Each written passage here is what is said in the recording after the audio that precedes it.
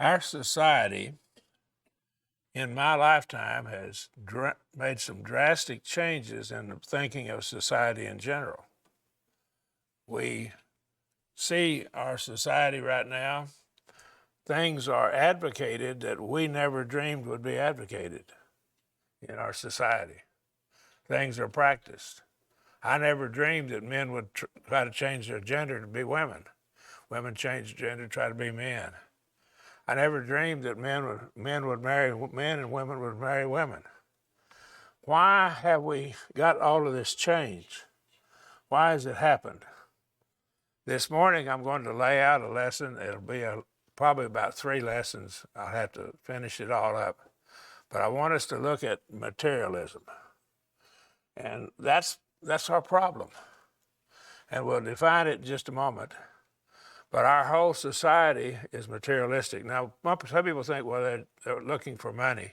No, it's how we see things. We'll look at it and lay it out here now. Charles Lyell lived from 1797 to 1875. He wrote 3 volumes on the principles of geology. This was the main thrust away from believing in the Bible, and in fact, it was an attack upon the flood of Genesis. And as you all know, I've written a book on this and dealt with it in some detail. And taught on it on the internet, and there's a link to that if you want it. And there's, I think, 75 lessons on it. Go through it in great detail. He introduced what's called uniformitarian geology. Basically, it says things began and we've had slow changes, and all that we see has been over millions and billions of years of slow change. And he introduced this view called uniformitarian geology. He rejected the view the earth was shaped by the flood of Genesis 6 through 9. And then that began to take society away from belief in that part of the Bible. The battleground with the atheists is the first 11 chapters of Genesis. When I lectured in Russia in 93, 94, and in December of 93 and January of 94, that was the point. The first 11 chapters of Genesis are the battleground with the atheists. And we can't compromise that. But he rejected that view. Many of his arguments have been rejected by the geologists. Uniformitarian geology is not the view anymore. So what he was teaching is not even believed anymore. They understand there were many catastrophes that have occurred and changed the earth very suddenly. Now, he was greatly influenced by a man named James Hutton, who did some writing, but his writing was not very widely accepted. But he made it popular. That is, Charles Lyell did. Here's a picture of him. That's what he looked like. Good-looking man to me. But then we came along and he influenced another man. This man was Charles Darwin. Charles Darwin wrote his Origin of the Species and published it in 1859. Now, my grandfather was alive. Both my great-grandfathers were alive at that time. Both my great-grandfathers were alive, 1859. The complete title of this book is On the Origin of Species by Means of Natural Selection or the Preservation of Favored Races in the Struggle for Life. Pretty long title. Now, that was what he wrote it. He lived from 1809 to 1882, and he was greatly influenced by Charles Lyell. So Lyell influenced Darwin. Darwin turned around and influenced Lyell later. Many of the reasons given by Charles Darwin for what he called evolution, and understand, I believe in microevolution, but not macro. I believe that in the genes of people and animals, there is a wide range of variety, which there can be some adaptation. But you won't change a horse into a cow. You won't change an amoeba into a man. That doesn't happen, okay? That's macroevolution. Many of the reasons given by Charles Darwin for his advocating organic evolution have been rejected by modern scientists today. They don't accept most of his arguments. So the very arguments he gave that swayed people away from belief in God and creation are now known to be fallacious. Most of them were. Darwin is so revered in England that when I was there in 2000 lecturing, I saw it his picture was on the money. On the 10-pound note, his picture was on the E version of the note. Now, that was introduced in the year 2000. I was there in December of 2000. I started to bring one of those notes home with me, but I said, nah, just let it go. But it was worth $10, and I just didn't want to give the $10 just to have one of his pictures on a bill. That's what he looked like, and I think that's about what he looked like on the 10-pound note. All right. Charles Lyell now was turned around, and he was influenced by Darwin, and he wrote another book. He wrote some books on geology, 3 books, earlier we noted. And then we have Geological Evidence, Antiquity of Man. Now this is where we got it into cavemen and stuff. So we got this idea that man has evolved, and so then he took what Darwin had postulated or theorized, and he ran with it and wrote this book. It was published in 1863, and it was revised in 1875. I think he died 2 years later, okay? But the revised version. You can find it on the internet. You got to wade through a bunch of stuff to get it, but it's on the internet. It's free. You can find it. This led to theories about cavemen, was linked with Darwin's theory of organic microevolution. Now,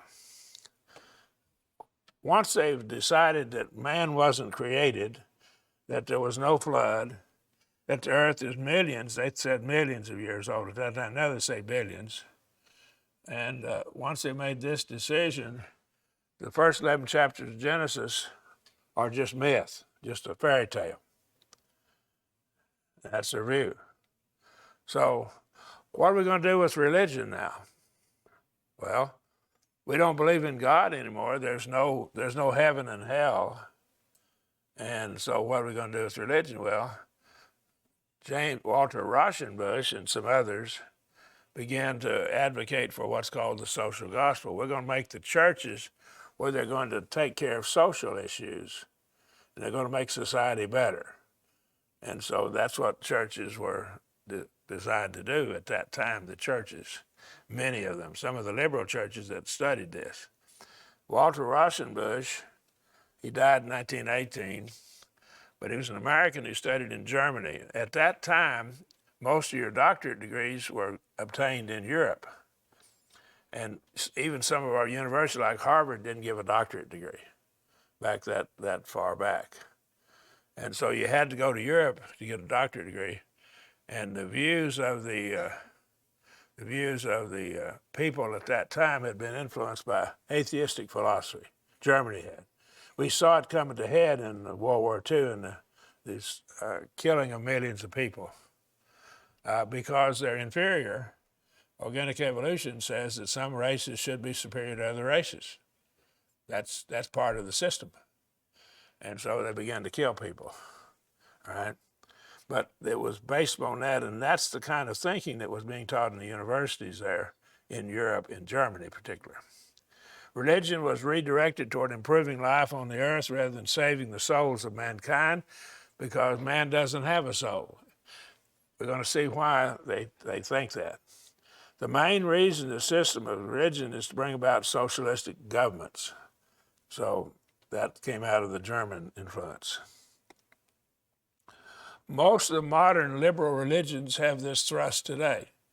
Our Methodist neighbors are splitting at this very time, and there's a segment that really doesn't believe in God, and there's a segment that's trying to hang on.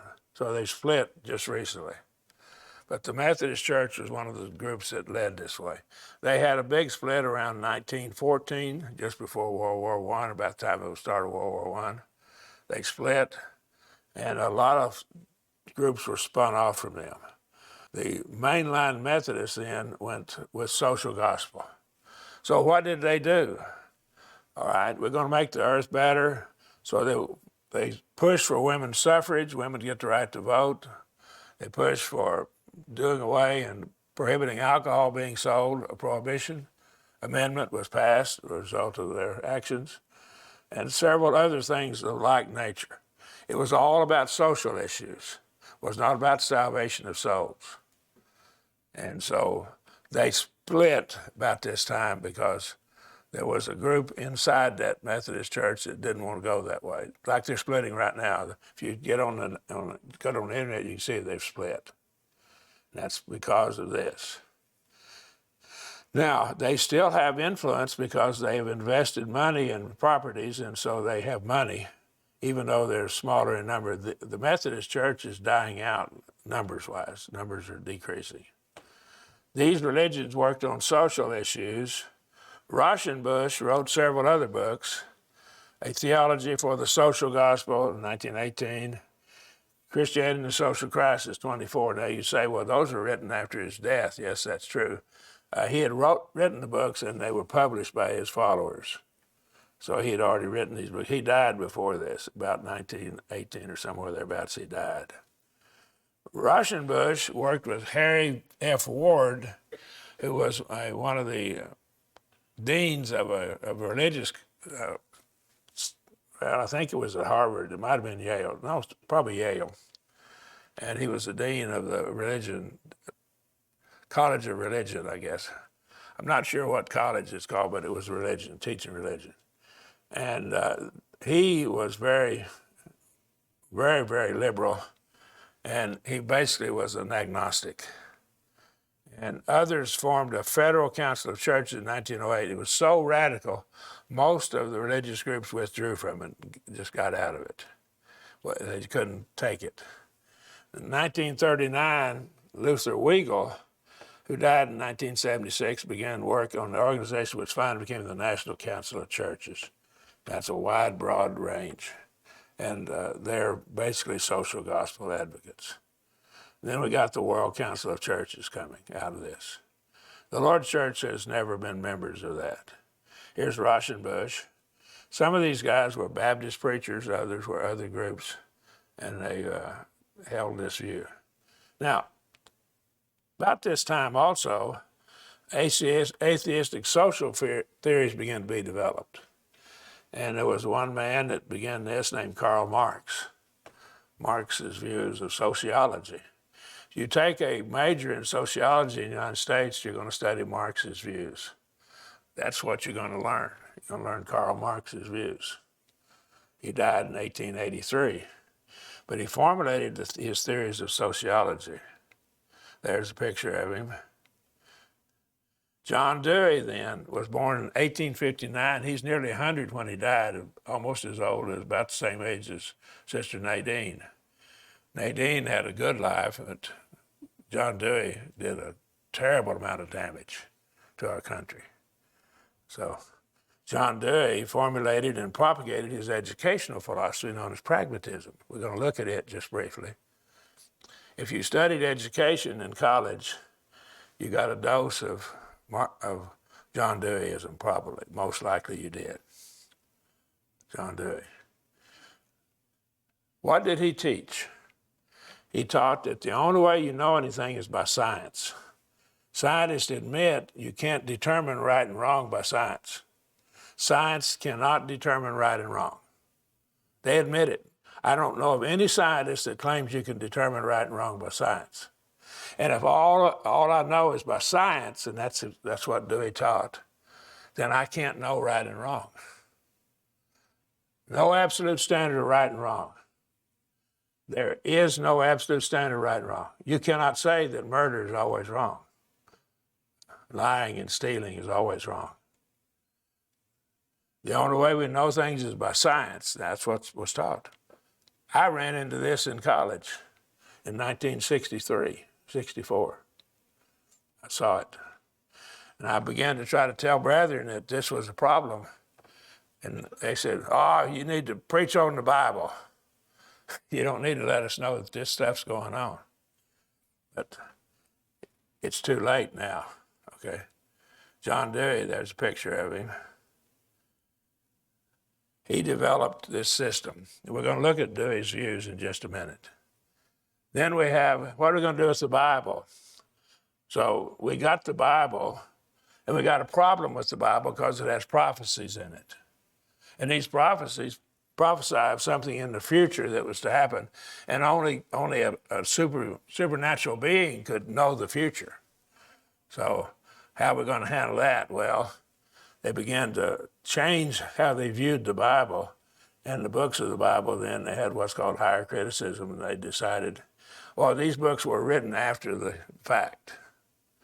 But they got a problem with that because we have the Dead Sea Scrolls that date many of those books about AD 150 BC. And they have prophecies that were fulfilled in the first century. And so that won't work anymore. So these books were written after the fact. So, and that's how they approach it. And when our young people go off and they're taught that in college, even our so-called Christian colleges are teaching some of this. During the 19th century in Germany, they ceased to believe in God, so they had to explain the prophecies in the Bible. In order, they developed a system that explained the writings with a purely secular manner, in a purely secular manner. Then they began to attack the Bible from another standpoint. Well, the text of the Bible, the manuscripts we have of Greek and Hebrew and Aramaic manuscripts, they were corrupted. So you don't even know what it taught in the first place. So theories were developed by skeptics and explained the variant readings. There are some variations in the readings of the Greek and Hebrew, but they're easily explained. Two men named Westcott and Hort were the early leaders in the 19th century in this very area. Now then, how did this affect the Lord's church? In the 19th century, the Lord's church, there was a civil war about the 1860s, somewhere thereabouts, in the middle 1860s it ended. The South was poverty, was in dire straits. People were starving, actually. And the North was rich. The North was rich. So how did that affect the church? The preachers in the South didn't have money to go to the universities to study. They just studied their Bibles. The preachers in the North went off to universities that had been corrupted with all of these false doctrines. And so they began to adopt the local flood view and creation, recreation, gap theory, and other stuff with the creation. And so they rejected the Bible. And so we have a split in the church. The northern preachers attended university and taught the theories after the Civil War. Even a little bit before it, they were being taught it. Organic evolution was first taught in the form of theistic evolution. God caused evolution to occur. Don't believe that's true. So we had to deal with that. The Bible had just a local flood. It wasn't universal. All right. They adopted views of the Bible that the book of Genesis was put together by someone who put a bunch of stuff together about 300 or 400 BC. And he put all these traditions together and then wrote it up. And Moses didn't write it, that's the view. They adopted some of this textual problems. So the religious institutions, they've taken away the Bible and they've taken away belief in God. So what are they going to do now? Even with the church now, we got the same problem. This social change began to come in. So the churches, by and large, began to split. Mostly in the North, they held this view, this social change view, and large numbers of them did. In the South, they had these preachers that all they had studied is the Bible and believed it. They hadn't been corrupted, by and large. So the South, the churches in the South remain, by and large, more faithful. If there's no heaven and hell, what are you going to do with the church?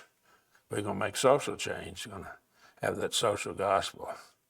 The church split around 1900 and 1905, somewhere thereabouts.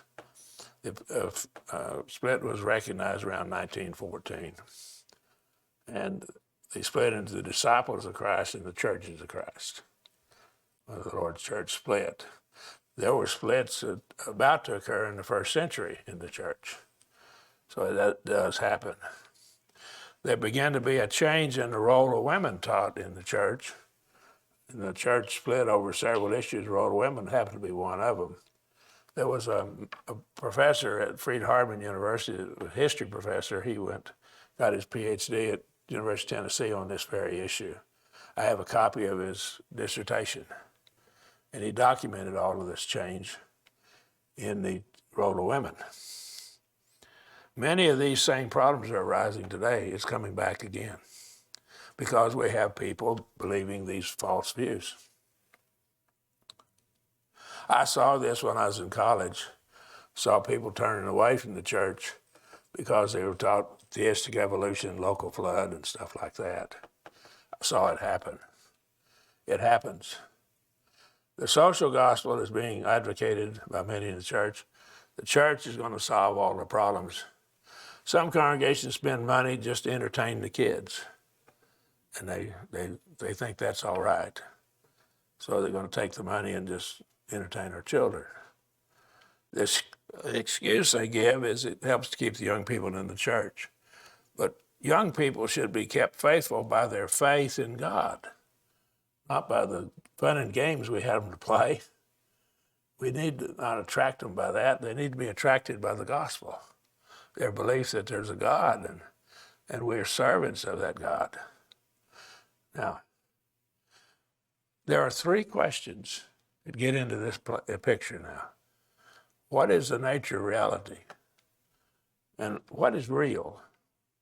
Well, you can hit on this pulpit, you can hit on your pew, it's real. Pinch yourself, it's real. Your body's real. So what's real? Well, either only our minds are real. Now, you know, there's a religious group that teaches that your body is not real. It's just a figment of the mind's imagination. I don't believe that, but there is a religious group that teaches that. So either only our mind is real or only matter is real, the physical things we hear, see, atoms and electrons and protons, neutrons, or both are real. Now, here's the trick. The atheist doesn't believe our mind is real. They teach, and I've got book after book that says it, our mind is just a bunch of electrons going around in your brain. You have dendrites that connect your cells together and get the information from one to the other. It's just causing electrical signals.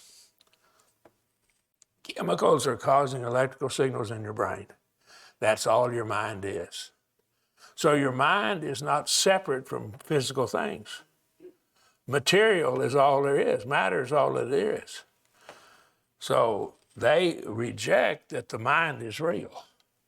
The Bible clearly teaches that both the mind and the physical things are real. Both are real. So that's a battleground now. Is your mind real? Is it just a bunch of electrons going around your brain? The scriptures teach that both mind, the spirit, and the body are real. In Genesis 2:7, and Jehovah God, the Lord God, formed man of the dust of the ground. There's matter, there's material things. And breathed into his nostrils the breath of life. There's his mind, his spirit, his soul. Man became a living soul. So we have both here. The Bible clearly lays out for us in Genesis 2:7 that our minds are real and our body's real, and the things around us physical are real. All right? And that's what the Bible clearly teaches. Hebrews 4:12 says it as well, for the word of God is living and active and sharper than any two-edged sword, piercing even the dividing of soul and spirit. So we have a soul, we have a spirit. Both Johnson, marrow, and quick, that's your physical part, your Johnson, marrow, quick to discern the thoughts and the intents of the heart. The heart is thinking, the heart is your mind in the Bible. What's eternal, however? Okay. Now, why do we ask that question? Well, I'm going to give you a reason why we have to ask it. Either only mind is eternal, or only material is eternal, or both are eternal. Now, of course, the atheist says material is the only thing that exists, so there is no such thing as a mind. So they'd say material has to be eternal. Matter is eternal. Why do we ask that question? Well, there's an axiom, a self-evident truth. Something is, you see this right here, this remote control, therefore something has always existed. Why? Because you don't get something from nothing. You learned this in elementary school. 0 plus 0 is what? Help me. It's 0. You learned that in elementary school. If you add 0 to 0, you don't get anything. If you start with nothing, so matter then had to have always existed, according to their view. But you see, they're so hep on science, and science destroys them there.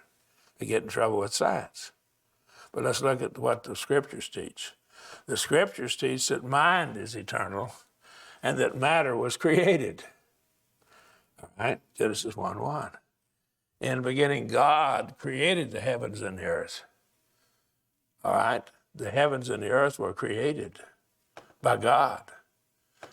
God created them. He existed before they did, before the heavens and the earth existed. John 1:1, talking about Jesus, in the beginning was the Word, and the one known as the Word, about 15 verses later, 13 verses later, is Jesus. In the beginning was the Word, and the Word was God. Literally, the Word was being God, and the Word was being God, and the Word was God. And the same was in the beginning with God. That's with God the Father. And all things were made through him. And this is through Jesus. And without him was not anything made that hath been made. That, of course, means that he wasn't made and created. He has always existed as well. So this tells me that God created and that God was involved. And not only God the Father, but God the Son as well. If you go back to Genesis 1:1, the Hebrew word Elohim, and it's plural. Elohim is plural in Hebrew. That's your plural ending. And so it's the Godhead, all three. Or the Trinity, as our religious neighbors use the term. I don't have any problem with that. It's not a biblical term, but it's biblical doctrine.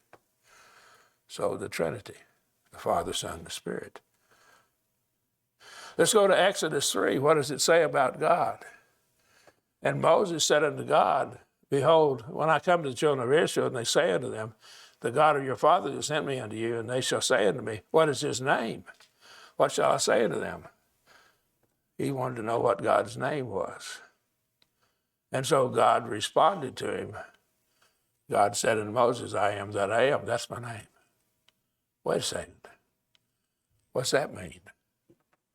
I am that I am. And he said unto them, thus shalt thou say to the children of Israel, I am hath sent me unto you. All right.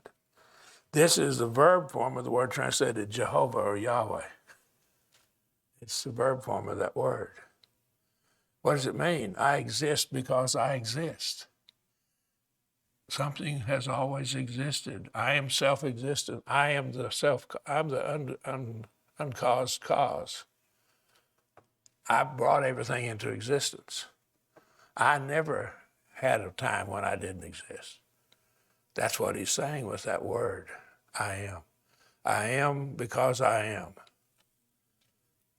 I exist because I exist. I have always existed. That is me. False gods were created by man, by the hands of man, but the true God has always existed. The scriptures teach that matter was created. We've already seen this in Genesis 1:1. And the one who exists because he exists, has always existed, was the one who created all of the universe. Clearly, we don't have a problem with this. Now the atheist says, well, who created God? God has always existed. Well, shouldn't God be subject to the laws of physics? No, because he's a spirit being. But we don't have time to deal with that. We'll try to deal with that in a later lesson. There are two laws of science and physics, and if you get into engineering, you'll take a thermodynamics course, you get that. First and second laws of thermodynamics, if they're true, then matter is not eternal. The first law says, in effect, put it in country boy language, nothing new is being created. Okay? The second law says, in effect, put it in country boy language, everything's wearing out. Things are getting less capable of being used. Energy is. The first and second laws are true, therefore matter is not eternal. Can't exist forever. The atheists even say, you can Google it on the internet, heat death of the universe. They predict that sometime the whole universe will die out and all the heat will be equal throughout the universe, and it'll be like about 450 degrees below 0 Fahrenheit temperature all across the whole universe. That's pretty cold. Ugh. I was out in Russia and it was 50 below. Ugh, that was cold. Get 450 below 0, but that's supposedly what's going to happen. That's what they predict. But how did they get it back? They go back to some time when it didn't exist. All right? Now then, the next thing we have to ask is, how do we know things? You see, that's a real important question. Because this, John Dewey says, the only way you know things is by science. So we have to look at that a minute. That's what's being taught our school children in school. Your children are being taught this stuff at the universities. Even some of the so-called Christian universities are teaching it. 2 Corinthians 5:7 says, for we walk by faith, not by sight. So it tells me there are two ways that I can walk or live. I can walk by faith. So faith is a way of knowing something, knowing how to walk, or by sight. Sight is that's what science is all about. Science is dealing with things that you can sense with your one or more of your five senses. Smelling, tasting, feeling, hearing, and seeing.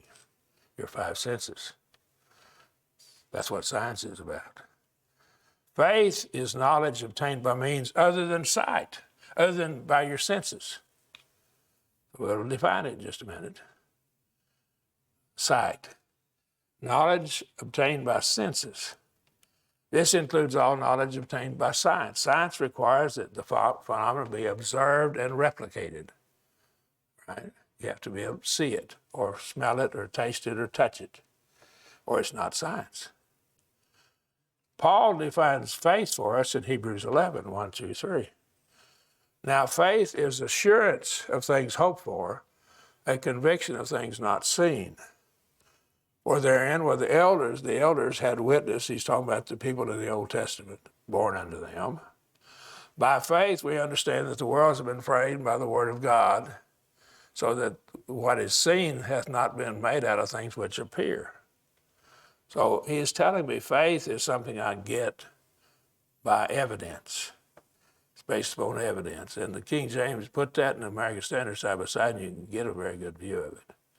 Faith entails knowledge of things not seen.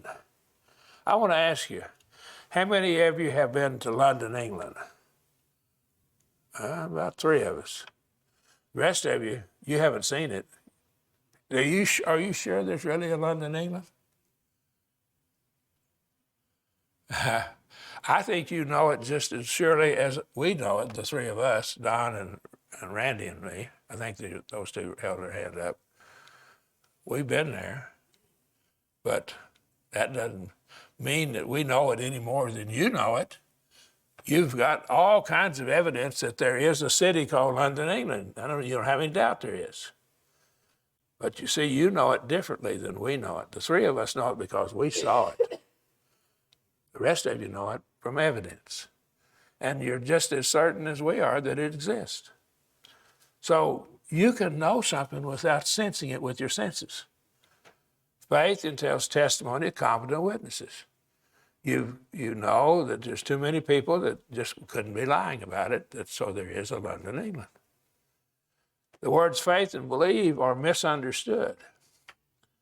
Now, evidence is of 2 types. You have to look at the quality and quantity of evidence. for London, England, for example, okay? But did God give us evidence that he exists? Yes, he did. We're going to take a few passages pretty quickly. In Romans 1, 18 through 21, for the wrath of God is revealed from heaven against all ungodliness of men who hinder the truth in unrighteousness. So here's a group of people, and he's talking about the Gentiles who were worshiping idols. Because that which is known of God is manifest in them. It was clear they could see it. They could see evidence of God's existence. For the invisible things of him that you can't see with your eyes, with your senses, with science, since the creation of the world are clearly seen, being perceived in your mind. You reason properly from it, being perceived through the things that are made, even his everlasting power and deity or divinity, so that they're without excuse. The evidence is clear. Because that, knowing God, they glorified him not as God, neither gave thanks, but became vain in their reasoning, their senses' heart was darkened. That's materialism. They didn't believe in the true God. But the psalmist tells us this: the heavens declare the glory of God, and the firmament, that's beaten out, that's the sky, showeth his handiwork. We see the glory of God in the heavens, the sun, the stars, and the moon, the planets. You know what the big planets are for? You know what they do for us? You say, well, what are they there for? They're comet sweepers. They won't let big comets come in and hit our planet. They'll suck them in with their huge gravity, keep them from hitting our planet. Did you know that? There's a bunch of stuff it does. God put it there for a reason. We can just, with our limited wisdom, we can see some of the things that they're there for. Let's go to Hebrews 3:4 now. Here's a principle here. For every house is builded by someone. This computer mouse, somebody built it. You know it. But you know, my hand is thousands, perhaps millions of times more complicated than this computer mouse. And it wasn't designed, somebody didn't build it. That's ludicrous. Every house is built by someone, but he that built all things is God. Well, this is what we're talking about. This is evidence. You have to look at evidence. We also know some things by deductive reasoning. By reasoning. Mathematics is a form of reasoning. 2 plus 2 is 4. I mean, that's what, first grade stuff or second grade? I don't remember when I learned that. Probably first grade. And 1 plus 3 is 4. Well, that's true. Both are true. So I can say 2 plus 2 equals 1 plus 3. That's reasoning properly from it. If 2 plus 2 equals 4 and 1 plus 3 equals 4, then 2 plus 2 equals 1 plus 3. Now, I could, and I forgot to put it in my pocket. I'm going to tell you I have a full-grown African bull elephant in my pocket. And you say, whoa, no, you don't. Your pocket's not that big. What's in my pocket? Well, I don't know, but it's not a full-grown bull elephant. So I can know some things aren't true without knowing what is true. See, I can know some of the things that the atheists say are not true without knowing what is true. They'll ask me a question, well, where did God come from? God's always existed. I can answer that. They might ask me a question I can't answer. That doesn't mean that there's not an answer. It just means Marion's not wise enough, not knowledgeable enough to answer it. There's not a full-grown bull elephant. It's my car keys. Okay. Now let's look at materialism. Atheists and agnostics and skeptics redefine faith. Now, you can get on the internet and see how the word faith is defined. And I want you to see this. This is real important. Merriam-Webster's Collegiate Dictionary that college students use. It says faith is firm belief or something for which there is what? What? No proof. That dictionary was in my 2010 dictionary, 2009, I think, that dictionary. It's still on the internet that way. You can go to Google Merriam-Webster's dictionary and get it free. All right? In 1965, I bought a dictionary when I graduated from college. Somebody was telling a dictionary, it was a 2-volume set, and I just said, well, I need it. I'd given my Merriam-Webster's dictionary to my younger sister for her to use. So I didn't have it anymore, and I wanted a dictionary. Here's what that Webster's dictionary in 1965 said for faith. Same word. The assent of the mind to the truth of what is declared by another, firm and earnest belief on probable evidence of any kind. Pretty close to the Bible definition. You see, from 1965 to about 2010, the definition of the word faith changed in our society. They defined the Bible completely out of any belief or possibility of being accepted, because that's just faith, which that means nobody knows what it is. You can't know it. There's no proof. That's not what the Bible defines faith as. That would mean, since you haven't been to England, all except Randy and Don and me, haven't been to London, England, that means you can't know it exists. You're not even sure there is a London, England. I bet you'd say, you're silly. You know there's a London, England. But how do you know it? You didn't sense it, you didn't taste it, you didn't smell it, you didn't see it, you didn't feel it. You didn't use one of your 5 senses or more. Rationalism claims that we can know right and wrong, ethics by our powers of reasoning alone. Now, wait a second now. The atheist, the scientist, admits you can't know right and wrong by science. And all we know is by science. So how are we determine right and wrong? We just do whatever we want to do? Well, that's about what our society is doing right now, about whatever they want to do. Every man does that what's right in his own eyes. Joshua tells us in the book of Joshua. See? So they decided they could reason with logic and figure out what is right and wrong. But you can't do that. Rationalism is not true, but we must be rational. Let me summarize my lesson, it'll be yours. Most of our educators at college level are advocates of materialism. They're advocates of it. When our young people go to school, especially to college, they're bombarded with materialism. That's why I want to give you 2 more lessons where we give them ammunition that they can know what's right and wrong. We need to prepare our young people for what they will face in their lives. I'm not picking on OU or OSU. Both of them teach it. I've been there. I've attended both of them. I've attended the University of Illinois. I saw it there. I saw it everywhere I've been where I took classes and some of this stuff. People, it may be too late.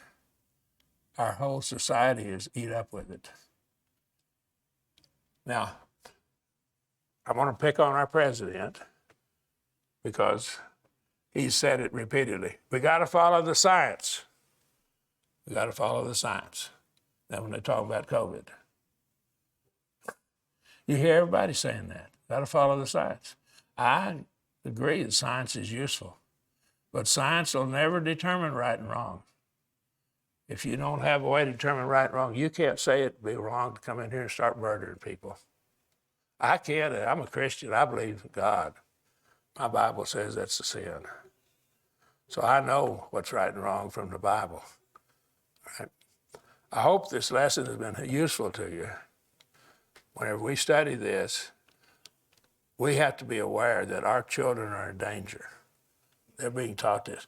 And there are people in the schools that believe in God that don't even know they're teaching this stuff. And they're actually teaching it in their curriculum. So we want to deal with it. And Gary has had some excellent lessons in this vein as well. So we're trying to both work together. I didn't consult with him on this, but I think that he would probably agree with me on all of this. So let's do this. In order to become a Christian, you have to begin by having faith. You got to look at the evidence. And that faith has to be that Jesus is the Christ, the Son of God. He's deity. That faith must cause you to change your mind about sin, and that's Hebrews 11, verse 4, and Romans 10, 16, 17. then we have that faith is going to cause us to repent. That's Acts 17:30. Change our mind and quit doing sin, and then we'll confess that Jesus is Christ. We'll make a vow, an oath, Romans 10:9 and 10, then we'll be baptized in Acts 2:38. If you're subject, we're going to sing the invitation song. We not come as we stand and sing.